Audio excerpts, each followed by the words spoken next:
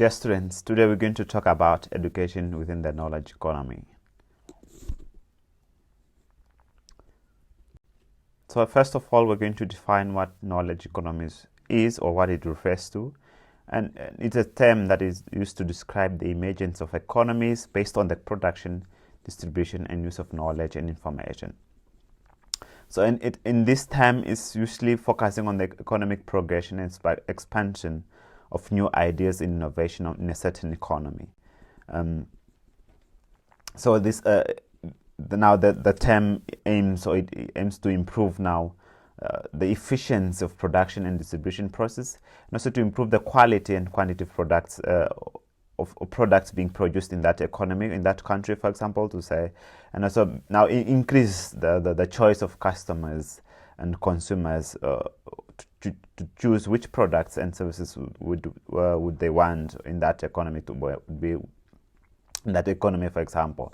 At least their choices has been increased, and so it focuses on drawing the importance of knowledge, indicating on the emergence of knowledge-based economies, that it has significant policy implications for organization of productions in itself as an employment and skills development as well. So since we're talking about this knowledge economy, it requires at least workers or people that are going to participate in that economy to be able to have ability to adapt to constant change and uncertainty, and also be able to have the capacity to work in that knowledge economy, for example. So at least they should have the skills and the capacity to participate in that in the work environment, in that knowledge economy, so that they'll be able to provide the services that are needed, and also to constructively to contribute to constructive members of cohesion in that social communities. And also, so the major areas here is for public investment and governments to at least invest in their education system, so that they'll be able to train and have people that are able to participate constructively and have innovative ideas to come up with new ideas to participate in such economies, so that they can also be able to look like other economies of other countries per se. So we're going to look at the pillars of knowledge economy, which is educated skilled labor force, an effective innovation system, an adequate information infrastructure, conductive economic and institutional regime, leadership, and also financial resources. So we're looking at educated and skilled labor force. So we're looking at other people in that economy, if the ability to do it, the abilities, the skills and attitudes to produce economic value in that economy. We're looking at talented, well-educated, a creative force in that economy, so that be able to are more likely to generate knowledge products and services that could also be marketed in high premium and be compared to other economies that have also developed. On the contrary,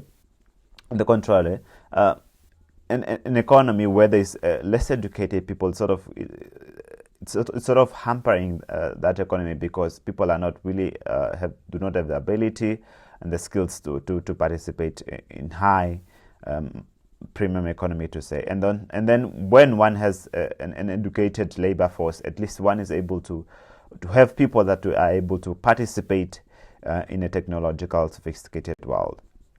We move to the next pillar, which is an effective innovation system, where the system that it refers to institutions that have rules and procedures that influences the way by which a country acquires, create, and disseminate a use of knowledge. So this one looks at the ability of to generate novel and potential value of additional initiatives. So at least looking at the system, is the system available, that are the rules being used and procedures being used, able to encourage one to come up with potential value adding initiatives rather, and then at least these initiatives should have a true potential to add value to that economy, and also be marketed.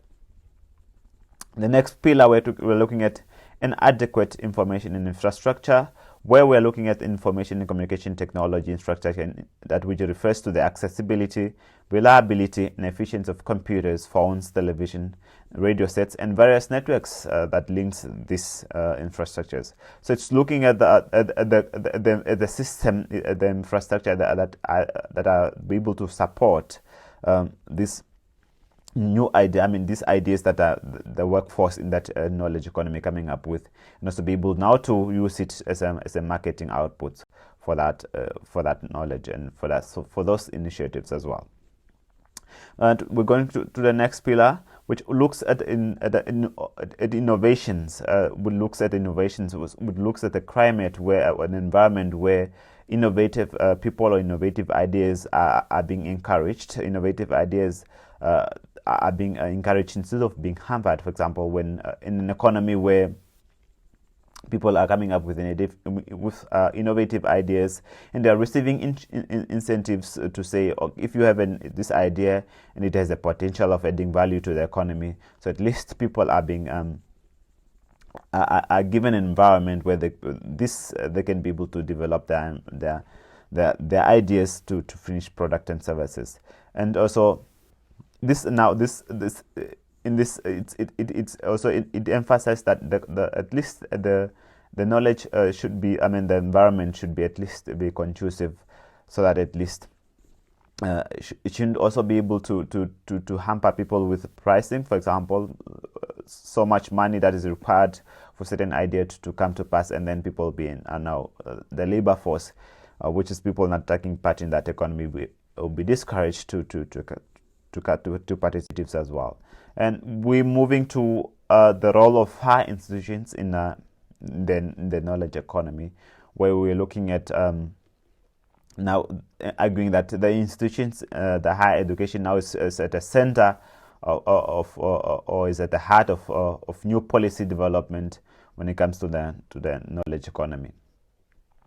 Where we are saying that education, higher institutions or higher education, at least provide lifelong environment where they become centers of continuing learning and continuous updating of skills, and it also become relevant now to where one is able to go and update their skills to a changing environment, to at least be able to learn, to continue learning as well as they are working. And also, it has how institutions also become has given an opportunity for people to become part-time students as well when they are working, participating in that economy. They are also getting new skills through those institutions, and as well in that way they are contributing to the economy, to the knowledge economy. And also, the high institutions are also using now technologies, like for example we're doing now to access education, so that at least one is able to access education within this use of technology at any time and study at their own pace as well. High institutions also high institutions as a retirement community. We're talking about high institutions as for example, like in our country, when you are 60 years old, you can go and retire. But through those years that we have been working, you have gained experiences. You are expert in a certain field. So at least people are certain people of those, people that retire do not want to go and sit home, but they want to share their knowledge and expertise. So at least they go to higher institutions and share such knowledge and with the new generation and others. So at least they become expertise in others in their areas as well. And higher education as cultural hub, we're looking at. We are discussing.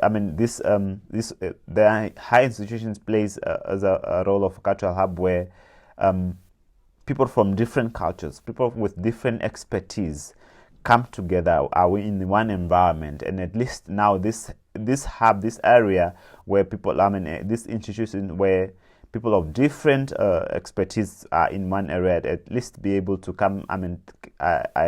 Come together and be able to come up with innovative ideas, with innovative from different fields. So at least in that way, they are contributing to the knowledge economy of that country. And also we're looking at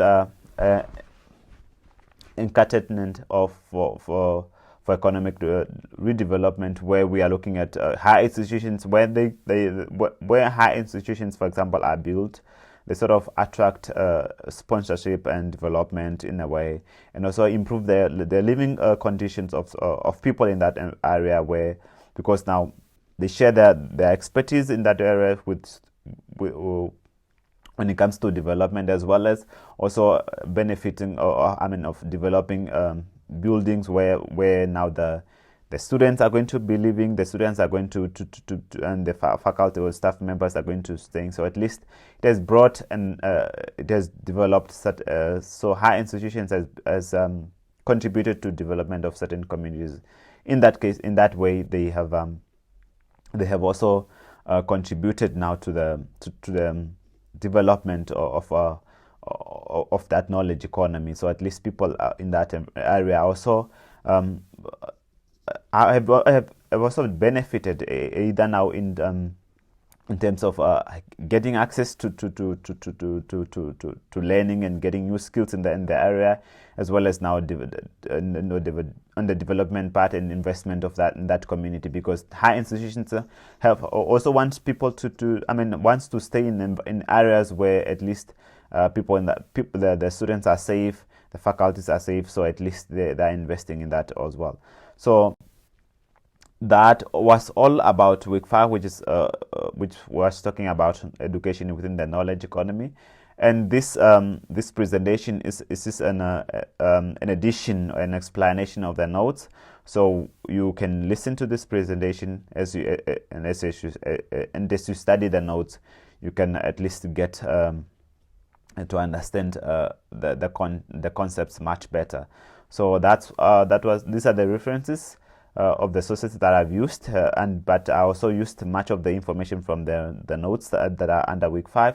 So I just summarized the notes, at least, so that when I'm explaining the ideas, at least one is able to now to understand the concepts much better, as well as when they read. So thank you very much. I wish you all the best.